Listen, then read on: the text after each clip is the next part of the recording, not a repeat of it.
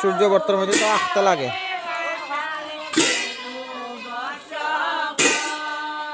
মণ্ডল আঁকা হইব, একটুরে বাবন আইব, ফুরুত আইব, পুরোহিতে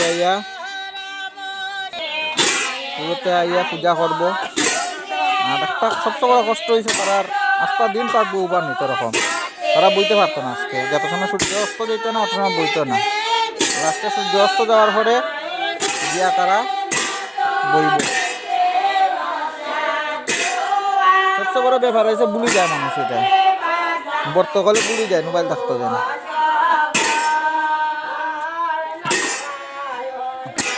আজটা দিন অনেক গীত হইব আজকে।